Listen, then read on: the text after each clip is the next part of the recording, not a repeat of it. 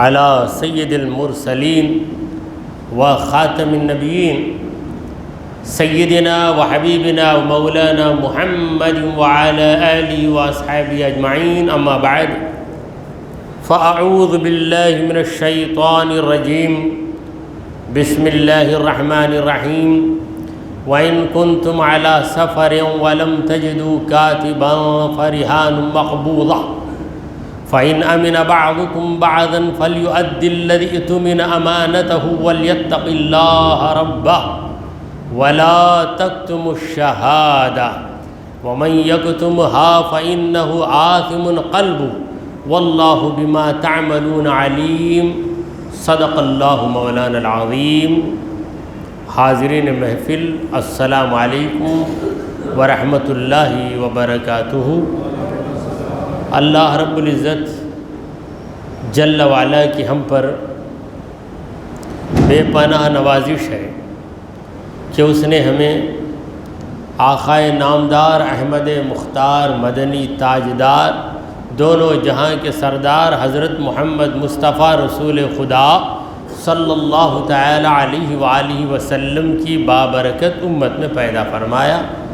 حضرات محترم، جس آیت مبارکہ کی میں نے تلاوت کی ہے وہ سورہ البقرہ کی 283 نمبر کی آیت نمبر 283۔ اس سے آگے کی آیت میں یہ بتایا گیا کہ جب تم قرض کا معاملہ کرو یا خرید و فروخت کرو، یعنی تجارت کرو، تو لکھو، کسی لکھنے والے کو مقرر کرو۔ خرید و فروخت میں بھی بطور قرض کوئی چیز خرید لیتے ہیں، تو جب بطور قرض خریدیں گے تو کسی کو دو آدمیوں کو گواہ بناؤ اور لکھنے والے کو بلا کر لکھوا لو۔ اب ایک علیحدہ حکم بیان کیا جا رہا ہے کہ اگر تم سفر کی حالت میں ہو اور سفر کی حالت میں لین دین کا معاملہ آ گیا یا قرض کا معاملہ آ گیا، تو ایسی صورت میں تمہیں کاتب بھی نہیں ملے گا اور گواہ بھی نہیں مل سکیں گے، کیونکہ سفر میں کون ساتھ رہتا ہے، کون جان پہچان کا آدمی رہتا ہے۔ تو اللہ تعالیٰ سفر کے دوران کس طرح معاملے کو طے کیا جائے اس کی وضاحت فرما رہا ہے۔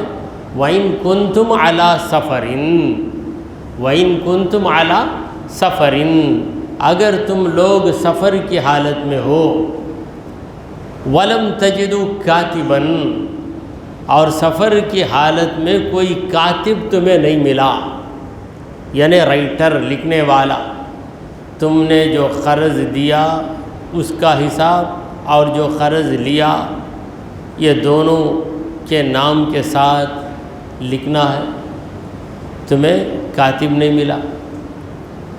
قرض کا معاملہ ہے یا تجارت، کوئی چیز تم بیچ رہے ہو، دوسرا خرید رہا ہے، تو خریدنے والے کو چاہیے کہ قیمت ادا کرے، بعد میں دے رہا ہوں۔ خریدنے میں بھی اگر قیمت بعد میں دینا ہے تو وقت کو مقرر کر لینا۔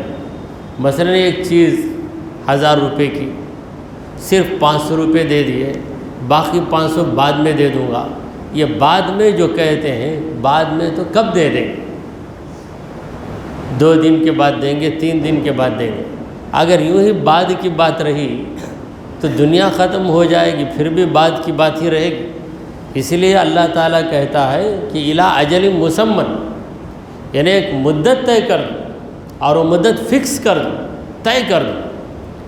تو جب تم سفر کی حالت میں ہو، اگر ایسی صورت میں کوئی کاتب تمہیں نہیں ملا، فرہان مقبوضہ تو ایسی صورت میں تمہاری کوئی چیز رہن رکھ دو، گروی رکھ دو، مارٹگیج رکھ دو، رہن رکھ کر جو تم کو قرض دیا ہے اس کے قبضے میں دے دو۔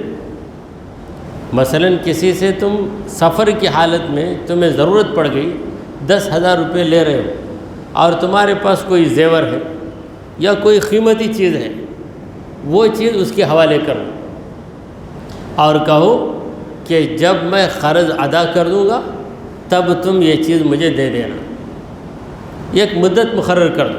اگر اس مدت تک تم نے قرض ادا نہیں کیا، اس مدت تک تم نے قرض ادا نہیں کیا تو قرض دینے والے کو اختیار ہے کہ اس چیز کو بیچ کر اپنا حق حاصل کر، اپنا پیسہ وصول کر لے۔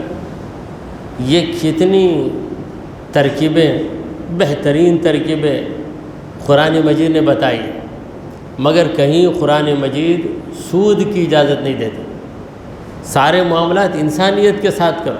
اگر سود کا معاملہ آ گیا تو غریب مرے گا، آخر امیر بھی مرے گا، دونوں کو مرنا ہی، یعنی یہ موت مرنا نہیں، یہ موت تو ہے ہی نقصان کی موت۔ غریب دیتے دیتے کیا ہوگی اس کی حالت؟ 10,000 روپے لیا، ماہانہ ہزار سود دے رہا ہے، 25 مہینے چلے جائیں گے تو 2,500 سود دے کر پھر 10,000 کا قرض یوں ہی رہے گا۔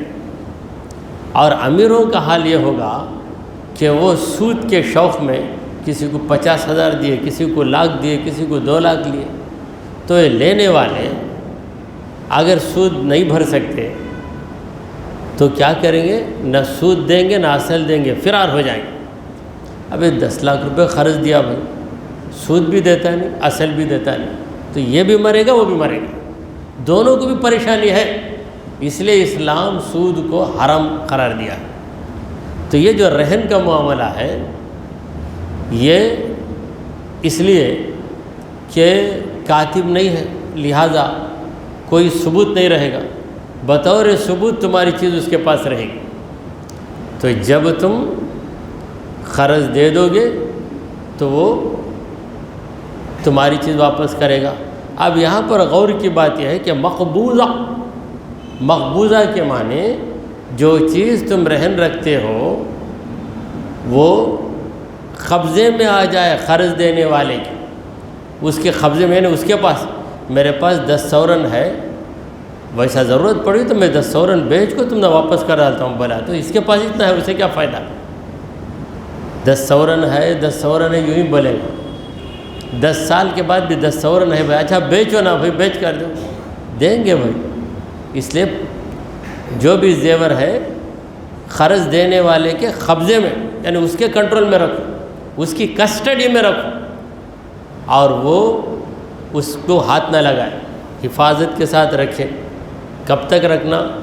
جب تک مدت پوری نہ ہو جائے۔ مدت پوری ہو گئی تو اسے نوٹس دینا، یعنی اطلاع دینا، دیکھو بھائی تم نے کہا کہ 10 مہینے کے بعد دے دیں گے، 10 مہینے ہو گئے، 11واں مہینہ بھی پورا ہو گیا، اتنی دیر تک میں انتظار کیا، اب اس سے زیادہ انتظار نہیں کر سکتا، جو چیز آپ بطور رہن میرے پاس رکھے ہیں، گروی رکھیں، اس چیز کو میں بیچ کر میرا جو اماؤنٹ ہے وہ میں لے لیتا ہوں، باقی اماؤنٹ آپ کو واپس کر دیتا ہوں، باقی جو رقم رہے گی وہ میں واپس کر دیتا ہوں۔ فَإِنْ أَمِنَ، یہ ایک حکم ہو گیا۔ پھر اس کے بعد فَإِنْ أَمِنَ بَعْضُكُمْ بَعْضًا، اگر ایک دوسرے پہ بھروسہ کرتا ہے، یہ دھوکہ نہیں دے گا، کئی سالوں سے دیکھ رہا ہے، امانت دار آدمی ہے، تو ایسی صورت میں رہن رکھے بغیر بھی قرض دے سکتے ہیں اگر بھروسہ ہے۔ فَإِنْ أَمِنَ بَعْضُكُمْ بَعْضًا، اگر ایک کو دوسرے پہ بھروسہ ہے، فَلْيُؤَدِّ الَّذِي اؤْتُمِنَ أَمَانَتَهُ، تو جس پہ بھروسہ کر کے قرض دیا گیا اس کی ذمہ داری ہے کہ وہ امانت کو ادا کر دے۔ بھروسہ کیا ہے، اس کے بھروسے کو دھکا مت دینا۔ بھروسہ کیا، ضرورت کے وقت آ کے بولے کہ دیکھو آج جنوری کے 8 تاریخ ہے، فروری 8 کے اندر اندر آپ کو دے دوں گا، یہ کہہ کر 10,000 یا 20,000 لے کے گئے، کچھ رہن بھی نہیں رکھا۔ جب 8 تاریخ آ جائیں گے تو 8 تاریخ کو یا اس سے پہلے دے دینا اس کی ذمہ داری ہے، یہ فرض ہے اس پر۔ 8 ہو گئے نہیں دیا تو کیا کرنا؟ اگر اتنی تنگی ہے نہیں دے سکتا تو کم از کم جو قرض دیا اس کے پاس آ کر معذرت چاہنا. کیا معذرت چاہنا؟ کہ آج وعدہ تھا میرا آج دینے کا، چند مجبوریوں کی وجہ سے آج نہیں دے سکتا ہوں. 8 فروری کو اگر آپ اجازت دیں تو میں ایک 10 دن کے بعد 18 تاریخ کو لا کے دے دیتا ہوں. اس طرح کہہ کر کوشش کر کے دینا. مگر آج کل کیا کرتے ہیں، لے کر 8 تاریخ کے بعد سلام بھی نہیں کریں. اگر قرض دینے والا بلایا بھی تو رو آتا ہوں بولی جاتے رہے. مجھے تو شرم آتی بھائی، میں قرض، اب تم کو شرم آتی، لیکن بے شرم بن کے پھر رہے نا تم. اگر واقعی شرم آتی تو تم آ کر اپنی مجبوری بتاتے. کم از کم اسے اتنا بھروسہ ہوتا کہ چلو اسے احساس ہے، کم از کم اسے یاد ہے کہ مجھ سے قرض لیا. بالکل سائلنٹ انجان رہیں. اب قرض دینے والا جھجک کر 2 روز 4 روز کے بعد، کیا بھائی وہ قرض لیے تھے نا؟ ہاں یاد ہے مجھے یاد ہے بھائی وہ تاریخ. آؤ بھائی مجھے بھی اچھا معلوم، مجھے بھی، لیکن کیا کرنا، دیتا ہوں ٹھہرو. تو بات کرنے کا تیور بدل جاتا. تو یہ بہت خطرناک چیز ہے. کئی بیماریاں ہوتی ہیں، بعض لوگوں کے پاس قرض لینے کی بیماری رہتی، دوستی کرتے ہی بڑے خطرے کی دوستی ہوتی. ایک 10 دن کے بعد ایک 10,000 ہی کیا دے جاتا، لے کر پھر دیتے ہی ان سے 10 پھر 2 دوست بات کرتے، بھائی 10,000 لیا ہوا آدمی مجھے میرے پاس، دیتا ہوں بھلا 1 مہینے کے بعد 4 مہینے دیا، میرے پاس بھی لیا بھائی 10,000، ویسا بول کر لیا بھائی. تو پورا حساب دیکھو تو کئی ہزاروں میں چلے جاتے. پھر وہ محلے میں اسے قرض دینے والا کوئی نہیں رہتا تو دوسرے محلے کو شفٹ ہو جاتے، وہاں جا کر وہاں دوستی کر کے وہاں قرض لیتے. ایسی بیماری چند لوگوں کے پاس رہتی ہے، اسی میں ان کا معاملہ چلتا ہے. یہ ایسے چور ہیں، کوئی واقعی چور بن کے چوری کرتا ہے. ان کی چوری بڑی تہذیب کی چوری، قرض کے نام پہ لے لینا اور دل میں پکا ارادہ کر لیتے واپس نہیں کروں گا، دل میں ہی ارادہ رہتا، اسی لیے واپس کرنے کی کوشش بھی نہیں کرتے. تو اللہ تعالیٰ فرماتا ہے کہ اگر کوئی بھروسہ کر کے کسی کو قرض دے تو پھر جو قرض لیا اس کی ذمہ داری. اسی طرح بھروسے پر کوئی چیز فروخت کر دیا، 25,000 کی چیز ہے، 5,000 اب دے دو، ماہانہ 5,000 دو، بھروسہ کر کے دے دیا. لے گیا اس چیز کو توڑ پھوڑ کر ڈیمیج کر کے، اس کے بعد 5,000 دینے کا نہیں دے رہے، یوں ہی کئی دن گزر رہے ہیں نہیں دے رہے ہیں. تو ایسا کرنے والا امانت میں خیانت کرتا ہے، امانت میں خیانت کرنے والا ہے. اور بدنصیبی کی بات یہ ہے کہ یہ بیماری مسلمانوں میں زیادہ ہے، جبکہ مسلمان کے اندر یہ بیماری نہیں ہونا. قرض ضرورت کے لیے لیا جاتا ہے، ضرورت پوری ہو تو ادا کر دینا. اور یہ بھی ہمارا تجربہ ہے کہ جس کی نیت قرض واپس کرنے کی ہوتی، ضرور بضرور اس کے لیے راستہ کھل جاتا. وقت پر نہیں دے سکا تو وقت گزار کر تو ضرور دیتا ہے. مگر جس ظالم نے پہلے ہی طے کر لیا کہ میں قرض واپس نہیں کروں گا، وہ کروڑ پتی بن گیا بھی تو قرض واپس نہیں کرتا. کروڑ پتی بنے گا، گھر پہ گھر بنائے گا، مگر 100-200 روپے جو قرض لیا وہ واپس نہیں کریں گے. یاد دلانے کے باوجود بھی کہے گا ہائے دیں گے رہو. تو ایسی بیماری چند لوگوں کے پاس ہوتی ہے. یہ اخلاقی بیماری ہے. اور قرض کے بارے میں بڑی زبردست حدیث آئی. ہمارے نبی کریم صلی اللہ علیہ وسلم نے فرمایا یغفر للشہید کل ذنب، شہید کا ہر گناہ معاف ہو جاتا ہے. یغفر للشہید کل ذنب، شہید کا ہر گناہ معاف ہو جاتا ہے، الا الدین، سوائے قرض کے. قرض معاف نہیں ہوتا. شہید بھی ہو گیا تو اس کے بچوں کی ذمہ داری، وارثوں کی ذمہ داری. دیکھیے یہ جو میراث تقسیم کرتے، یعنی کسی انسان کے انتقال کے بعد اس کی جائیداد جو تقسیم کی جاتی ہے، اس کا حکم کیا ہے؟ پہلا حکم یہ ہے کہ مرنے والی کی جائیداد میں پہلا خرچ اس کی تجہیز و تکفین و تدفین کا ہے، یعنی اس کے لیے کفن کا انتظام کرنا، قبر کی کھدوائی کا انتظام کرنا، غسل دینے والے غسال کی اجرت کا، اگر وہ پیسہ چھوڑ کے مرا ہے تو اس کے پیسوں میں پہلے یہ خرچ نکالنا۔ اس کے بعد دوسری ذمہ داری کیا ہے؟ دوسری ذمہ داری یہ ہے کہ جن سے وہ قرض لیا تھا ان کے قرضوں کو واپس کرنا۔ پھر تیسری ذمہ داری یہ ہے اگر وہ وصیت کیا ہے یا نہیں، اگر وصیت نہیں کیا تو چھوڑ دو، اگر وصیت کیا ہے تو دیکھا جائے گا کہ اس کی وصیت جو جائیداد بچ گئی، یعنی کفن دفن کے خرچ کے بعد قرضوں کو ادا کرنے کے بعد جو جائیداد بچی، مثلا 1,00,000 روپے چھوڑا، 5,000 یا 10,000 کفن دفن کو ہو گئے، 30,000 اس کے لیے قرضوں کو واپس کرنے میں چلے گئے، 40 چلے گئے تو اب 60 باقی رہے، تو یہ 60,000 میں کیا وصیت کیا ہے؟ اگر اس کی وصیت 60,000 کے 1/3 حصے کی ہے تو وصیت کو انجام دیا جائے۔ 60,000 کا 1/3 کیا ہے؟ 20,000۔ 1/3 کسی کو سمجھ میں نہ آئے تو میں کہوں 1/3 سمجھ میں آ جائے گا۔ 1/3 سمجھنا مشکل ہے، 1/3 سمجھ میں آ جائے گا، کیونکہ ہم 1/3 ہی یہ لفظ ہی استعمال کرتے ہیں، 1/3 کون استعمال کرتا ہے؟ 20,000 تک اگر اس کی وصیت ہے تو پوری کی جائے۔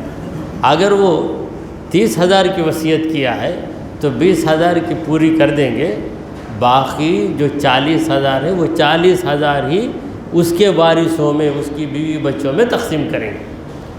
اگر 1,00,000 روپے طریقہ ہے، یعنی اس کی جائیداد 1,00,000 کی ہے، قرض رکھا ہے 1,00,000 کا، تو 1,00,000 قرض ادا کر دیں گے اور وارثوں کو کچھ بھی نہیں ملے گا۔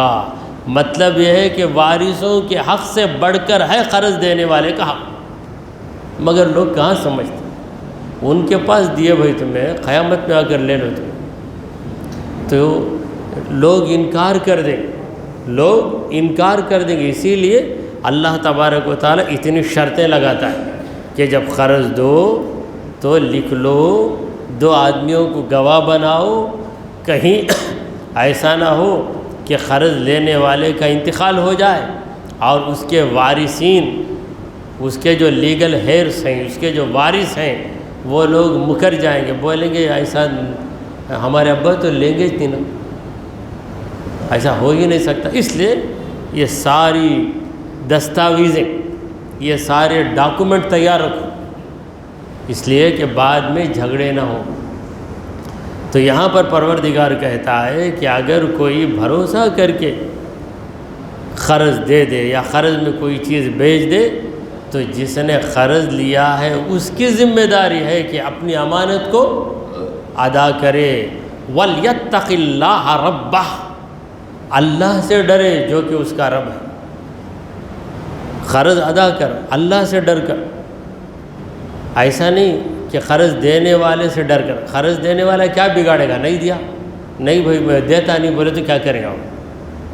روئے گا، پلائے گا، یا نہیں تو کہیں عدالت کا دروازہ کھٹکھٹائے گا جا کے، زیادہ سے زیادہ امام صاحب کے پاس آ کر بولے گا یا قاضی صاحب کے پاس جا کے بولے گا دیکھو انہوں قرض لے کر مجھے نہیں دیتے، ذرا نصیحت کرو، ذرا سمجھاؤ، یہ بول سکتا۔ یا اس کے رشتہ داروں کے پاس جائے گا، رشتہ دار بولیں گے مجھے پوچھ کے لیے کیا جی قرض تمہیں، قرض لینے کے ٹائم پہ میرے پاس نہیں آئے نا، اب آتے نا میرے پاس پوچھنے، وہ سن لے کر آنا واپس بیچارہ۔ یہ ساری مصیبتیں ہیں۔ تو اسی لیے اللہ کہتا ہے کیا ہے قرض لینے والے اللہ سے ڈر، قرض واپس کر۔ اگر آج تو قرض واپس نہیں کرے گا تو تیرا رب تجھے قیامت میں نہیں چھوڑے، وہاں ضرور تجھے پکڑا جائے۔ تب سوچے گا 10,000 مار کر کھایا، 100 روپے قرض نہیں دیا نا، آج کیا مصیبت میں پھنسا نا، 100 روپے ملے تو اب دے دوں گا نا، سوچے گا وہاں نہیں ملیں گے 100 روپے، یہاں ملے، کھایا، قرض دینے والا سامنے صورت اتار لے کے کھڑا ہے، کیا بھائی میرے پیسے دیں گے؟ بھائی دیں گے، جاؤ بھائی جاؤ بھائی جاؤ بھائی بول۔ میدان محشر میں کیا کریں گا؟ 100 روپے آئے تو میں دے دوں گا نا، وہاں نہیں آئیں گے، یہاں آئیں گے، یہاں دے دیں، یہاں پر ادا کر دیں، یعنی تو معافی طلب کر لو، جا کے کہہ دو کہ اگر آپ مہربانی کر کے میرا قرض معاف کر دیتے ہیں تو میں آپ کا احسان یاد رکھوں گا۔ وہ چاہے گا تو معاف کرے گا، نہیں چاہے گا تو معاف نہیں کرے گا۔ یا اس کے لیے تم لوگوں سے مدد بھی مانگ سکتے ہو، اگر نہیں دے سکتے تم تو لوگوں سے جا کر خیرات مانگو، مجھے قرض ہو گیا ہے، جس نے مجھے قرض دیا اسے دینا میری ذمہ داری ہے، کچھ مدد کرو۔ اگر 1000 کا قرض ہے، ہر آدمی 50 روپے بھی آپ کو دے گا تو 20 آدمیوں سے آپ کو 1000 روپے مل جائیں گے، وہ 1000 جا کے واپس کرو، اتنا ضروری ہے قرض واپس کرنا۔ مگر آج ہمارے چند مسلمان بھائی قرض بڑی آسانی سے لے لیتے، اور ہر محلے میں شکایت ہے، تقریباً ہر محلے میں شکایت ہے کہ دوستی کا ہاتھ بڑھانا، قرض لینا، پھر چند دنوں کے بعد اس محلے سے نکل کر دوسرے محلے کو چلے جانا۔ تو اللہ تبارک و تعالیٰ کہتا ہے کہ قرض لینے والے کو چاہیے کہ اپنی امانت ادا کرے، وَلْيَتَّقِ اللَّهَ رَبَّهُ، اپنے رب سے ڈرے، اللہ سے ڈرے جو کہ اس کا رب ہے۔ وَلَا تَكْتُمُ الشَّهَادَةَ، گواہی کو مت چھپاؤ، یعنی اگر تم کو گواہ بنایا گیا ہے کہ یہ معاملہ ہوا، اتنی چیزیں یہ خریدا ہے، اس نے بیچا ہے، اس نے خریدا ہے، تم کو گواہ بنایا گیا، جب جھگڑا ہو، جب اختلاف ہو اور تم کو گواہی کے لیے بلایا جائے تو تب گواہی مت چھپاؤ، صحیح بات بتا دو۔ مثلا کوئی قرض لیا، مسٹر زید مسٹر کریم سے قرض لیا، اب یہ کریم یہ فرضی نام ہے، اگر کسی کا نام کریم ہو تو وہ ناراض نہ ہو، یہ اسی لیے پرانے لوگ نام ہی نہیں لیتے، بولتے جناب الف صاحب نے جناب کاف صاحب سے قرض لے لیا، جیسے اکاؤنٹس میں لکھتے ہیں مسٹر یہ borrowed money from mister B. اب یہ بھی بولے کسی کا نام نہیں آتا، نام آیا تو اسے کیس فائل کر دیں گے، میرا نام کیسا ذکر کرے گا۔ تو اس وقت پر ایک آدمی کو یعنی جناب خاف صاحب کو بلا کر کیا بنایا گیا؟ گواہ بنایا گیا۔ جب ان دونوں میں اختلاف ہے، یہ بولا نہیں میں 10,000 ہی لیا، وہ بولتا نہیں میں 20,000 ہی دیا، گواہ کون ہے؟ گواہ ہے، آ کر جو صحیح بات ہے وہ بتا دینا، گواہی کو مت چھپاؤ۔ وَلَا تَكْتُمُ الشَّهَادَةَ، گواہی کو مت چھپاؤ۔ وَمَن يَكْتُمْهَا، جو گواہی کو چھپا رہا ہے فَإِنَّهُ آثِمٌ، وہ تو گنہگار ہے۔ کیسا گنہگار ہے؟ آثِمٌ قلبہ، اس کا دل گنہگار ہے، اس کے دل میں خرابی ہے، اسی لیے جاننے کے باوجود نہیں بولتا۔ بعض لوگ اپنی نظر سے دیکھتے ہیں کہ ظلم چل رہا ہے، مگر جب پوچھا جاتا ہے نہیں نا میں کہاں کی دیکھ لو کھڑا تھا، کیا ہوا مجھے معلوم، کیونکہ گواہی دیے تو ہم پھنسیں گے نا، اس لیے نہیں دیتے۔ کہیں ایسا ہی جان کا خطرہ ہے تو شریعت اجازت دیتی ہے، جان کا خطرہ ہو تو، مگر جہاں جان کا خطرہ نہیں ہے آپ گواہی دے دیں گے تو حقدار کو اس کا حق مل جائے گا۔ تو ایسی صورت میں صحیح گواہی دو، اور صحیح گواہی دینے پر آپ کو ضرور بضرور اجر و ثواب ملے گا، کیونکہ جب وہ نیکی ہے تو نیکی کا اجر ضرور اللہ کے پاس مقرر ہے۔ تو جو گواہی کو چھپاتا ہے یعنی جاننے کے باوجود نہیں سناتا، جانتا ہے بحیثیت گواہ مقرر ہے مگر پھر بھی آ کر گواہی نہیں دیتا، تو اللہ کہہ رہا ہے کہ اس کا دل گنہگار ہے، یعنی اس کا دل اچھا نہیں ہے۔ واللہ بما تعملون علیم، اللہ جانتا ہے جو جو تم کرتے، تم امانت دار کتنے ہو یہ اللہ جانتا ہے، تم دھوکے باز کتنے ہو یہ بھی اللہ جانتا ہے۔ الحمدللہ سورہ بقرہ کے 30 پر 9 رکوع ہو گئے، 30 پر 9، 30 پر 9 کو کیا کہتے ہیں؟ 39. 40 میں کم کر دینا 39، یہ 30 پر 9. اب آخری رکوع باقی رہ گیا ہے، وہ آخری رکوع جو ہے 40واں رکوع ہے. تو سورہ بقرہ میں کتنے رکوع ہیں؟ 40 رکوع ہیں. اللہ تعالیٰ 40واں رکوع شروع ہو رہا ہے، یہ آخری رکوع ہے سورہ بقرہ کا. للہ ما فی السماوات و ما فی الارض، آسمانوں میں جو کچھ ہے، زمین میں جو کچھ ہے، سب اللہ ہی کا ہے. للہ، للہ اللہ کا ہے، نہ ہمارا ہے نہ تمہارا ہے، سب ہمارے رب کا ہے. ما فی السماوات، جو کچھ آسمانوں میں ہے، جہاں تک تمہاری رسائی نہیں ہے، آسمانوں میں کیا ہے تم کیا جانتے ہو. وما فی الارض، زمین میں جو کچھ ہے وہ بھی اللہ ہی کا ہے. اسی لیے ایک شاعر کہتا ہے، میرا مجھ میں کچھ بھی نہیں، جو کچھ ہے سو وہ تیرا. میرا مجھ میں کچھ بھی نہیں، جو کچھ ہے سو وہ تیرا. تیرا تجھ کو سونپنے میں تو ہوتا سو میرا. اللہ کی راہ میں آپ جو خرچ کرتے ہیں، آپ کا کہاں خرچ کرتے ہیں؟ اللہ کا دیا گیا خرچ کرتے. مگر وہ کریم پروردگار کہتا ہے، بندے میں تجھے دیا، لیکن تو نے اتنا تو کیا کہ جو میں دیا ہوں. مثلا آپ باپ ہیں، آپ کے بیٹے کو آپ ایک بسکٹ لے کے دیتے ہیں. اس وقت آپ کا جو بیٹا ہے، بڑا بیٹا، اس کی عمر 7 سال کی ہے، اسے آپ نے ایک بسکٹ لے کے دیا. اچانک آپ کا دوسرا بیٹا 4 سال کا آ گیا، تو بڑے بیٹے نے توڑ کر اپنے چھوٹے بھائی کو دے کر کہا کہ کھا لے بھائی میرے. تو باپ کا دل باغ باغ ہو جاتا ہے. کوئی پوچھے باپ سے، اس کا کیا جی دیا، تمہیں لیے لے کر دی، اسے بسکٹ اتنا دیا. بھائی بسکٹ میں لے کر دیا، لیکن میرے بچے کا سلیقہ دیکھو. بسکٹ میں ہی دیا میرے بچے کو، مگر اس کا سلیقہ دیکھو کہ اپنے بھائی کو کھلا رہا ہے. باپ خوش ہو جاتا ہے. باپ سے زیادہ مہربان ہے پروردگار. یہ ایک بندے کو دیتا ہے، وہ بندہ دوسرے کی ضرورت کو دیکھ کر اس کو دیتا. یہ روٹی سامنے آئی کھانے کے لیے، اچانک کوئی آ گیا، اس کو بھی بھوک ہے، کھاؤ بھائی. نہیں نہیں، یہ ایک روٹی آپ نہیں، یہ ایک روٹی میں ہم دونوں کیا کریں گے، حصہ کر لیں گے، یعنی ہم شیئر کر لیں گے. پھر توڑ کر اس کو آدھی روٹی دیا اس کو. تو اللہ کہتا ہے کیسا بندہ ہے، چاہتا تو پوری روٹی کھا لے سکتا، اور وہ آنے والا بھی خاموش بیٹھ جاتا، کیا کرنا، یہ ایک ہی روٹی آپ کھا لو بول کے چلے جاتا. مگر اس کا سلیقہ دیکھو، اگرچہ کہ میں اسے دیا ہوں، وَمِمَّا رَزَقْنَاهُمْ يُنْفِقُونَ، ہم نے جو دیا ہے اس میں سے وہ خرچ کرتے ہیں.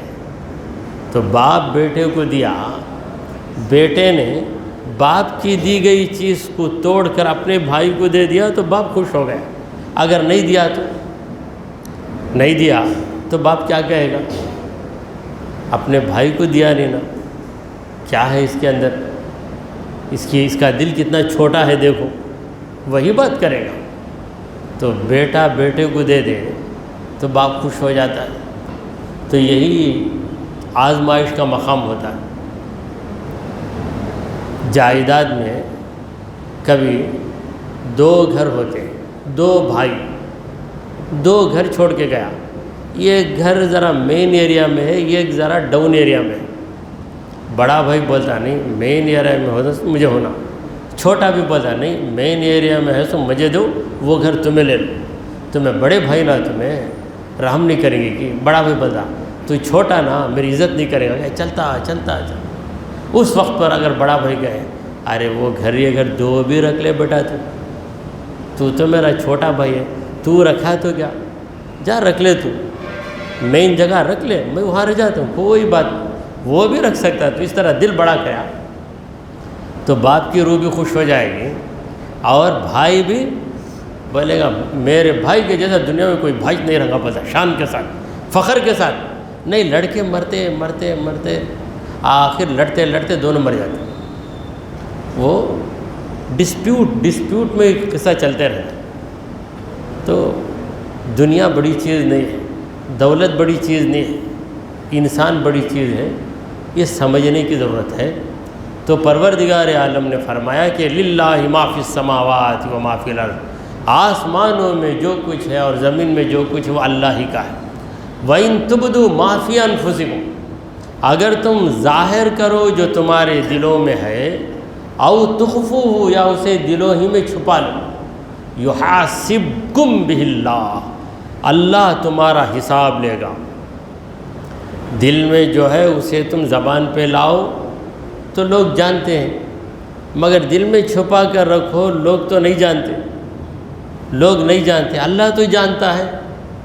دل میں اس کا بگاڑوں گا، اسے ماروں گا، اسے ستاؤں گا، اس کا حق دباؤں گا، یہ دل میں، یہ جگہ جا کے چوری کروں گا، ایسا دھوکہ دے کر اسے پھسلا کر وہ پراپرٹی میرے نام پہ کر لوں گا، یہ سب دل میں سوچتا ہے۔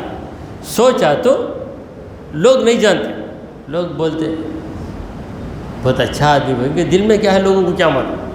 اللہ فرماتا ہے یحاسبکم بہ اللہ، اللہ تبارک و تعالیٰ تمہارا حساب لے گا۔ فَيَغْفِرُ لِمَن يَشَاءُ وَيُعَذِّبُ مَن يَشَاءُ، جس کو چاہے اللہ معاف کر دے، جس کو چاہے عذاب دے دے، جسے چاہے معاف کرے اور جسے چاہے عذاب دے۔ واللہ علی کل شیء قدیر، اللہ تو ہر چیز پہ قدرت رکھتا ہے کوئی چیز جسے خدا نہ کر سکے، ایسی چیز ہی نہیں، ہر چیز پہ اللہ قدرت رکھتا ہے۔ حضرات محترم، جب یہ آیت نازل ہوئی تو صحابہ کرام خوف زدہ ہو، دل کی بات پر بھی محاسبہ، دل کی بات پر بھی اللہ تعالی ہماری گرفت کرے تو ہم نہیں بچیں گے، کیونکہ دل میں اچھے خیالات بھی آتے ہیں، برے خیالات بھی آ جاتے ہیں۔ زبان کو تو ہم کنٹرول میں رکھیں گے، مگر دل کو کیسے قابو میں رکھیں گے؟ سرکار دو عالم صلی اللہ علیہ وسلم کے پاس صحابہ کی ایک جماعت آ جاتی ہے، آ کر گھٹنوں کے بل کھڑے ہو جاتے ہیں، عرض کرتے ہیں یا رسول اللہ ہمارا کیا ہوگا؟ اگر دل کے خیالات پر بھی ہماری گرفت ہوگی تو ہم بچ ہی نہیں سکتے۔ نبی کریم صلی اللہ علیہ وسلم نے کہا کہ دیکھو میرے صحابہ، تم یہودیوں کی طرح نہ بنو۔ یہودیوں نے اللہ کا حکم سن کر کہا سمعنا وعصینا، ہم نے اللہ کا حکم سنا اور اللہ کی نافرمانی کی۔ تم ایسا مت کہو، بلکہ تم کیا کہو؟ سمعنا واطعنا، کہو سمعنا واطعنا، ہم نے سنا اور ہم نے اطاعت کی۔ تم عمل کر سکو گے یا نہیں بعد کی بات ہے، عمل کر سکو گے یا نہیں وہ بعد والی بات ہے، سیکنڈری آئٹم ہے۔ پرائمری بنیادی چیز کیا ہے؟ اسے تسلیم کر۔ اے رب العالمین تو حکم دے رہا ہے تو ضرور عمل کرنے کی طاقت بھی تو دینے والا ہے، لہذا پہلے ہم سر جھکا کر تیرا حکم مانتے ہیں۔ تو یہاں پر جس خیال پر گرفت کی بات آئی ہے، خیال دو قسم کا ہے، خیال دو قسم کا۔ یہ قسم خیال کا اسے کہتے ہیں وسوسہ یا حدیث النفس، یعنی ہم نہ چاہنے کے باوجود بھی وہ خیال آ جاتا، شیطانی وسوسہ۔ تو شیطانی وسوسوں پر اللہ تعالیٰ گرفت نہیں کرتا، شیطانی وسوسہ۔ اور ایک چیز شیطانی وسوسہ نہیں، برائی کا ارادہ ہی رکھا ہے۔ کیسا ارادہ رکھا ہے؟ کہ میں یہ دھوکہ دے کر یہ چیز لے لوں گا، دل میں ارادہ رکھ کے پلاننگ کر لیں۔ جیسے قرض لینے والا قرض لوں گا 10,000 لے کر واپس نہیں کروں گا، سوچ کے گیا، دل میں اتنا سوچا، زبان سے بولا، لیکن سوچا بھی تو تیری یہ سوچ قابل گرفت ہے۔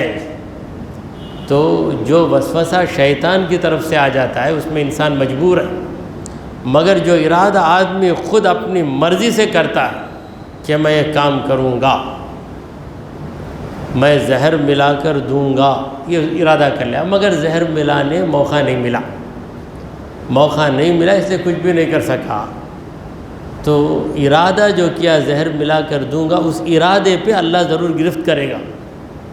کیوں ایسا ارادہ کیا؟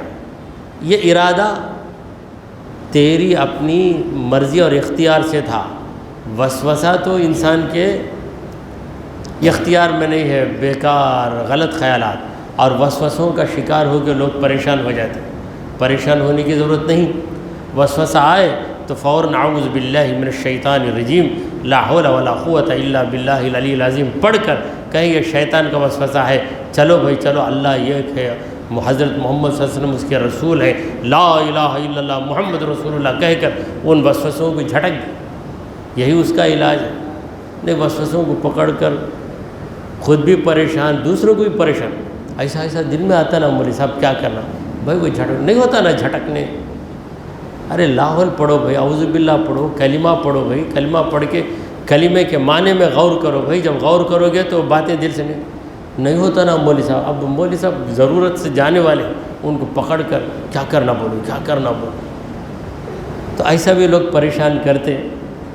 تو وسوسہ ہماری اختیار میں نہیں ہے، اس لیے اللہ تعالیٰ وسوسے پہ گرفت نہیں کرتا، مگر وسوسے پہ ہمیں قائم نہیں رہنا چاہیے، فوراً تعوذ کر کے، یعنی اعوذ باللہ پڑھ کے، لا حول پڑھ کے، کلمہ پڑھ کر وسوسوں کو نکال کر صحیح جو خیال ہے اس کی طرف بڑھ جانا، یہ ہماری ذمہ داری ہے۔ دعا کیجئے کہ پروردگارا ہم نے جو کچھ کہا اور سنا اسے قبول فرما لے، اے اللہ ہمارے گناہوں کو معاف فرما، ہماری خطاؤں کو درگزر کر دے، اے رب کریم ہم پر تیری رحمتیں نازل فرما، اے اللہ ہمیں سیدھے راستے پر چلا، تیرے انبیاء اور تیرے اولیاء کے راستے پر چلا، اے رب العالمین ہمارا خاتمہ ایمان کی حالت میں فرما۔ وصلی اللہ تعالی علی خیر خلقہ سیدنا و مولانا محمد وعلی آلہ و اصحابہ اجمعین۔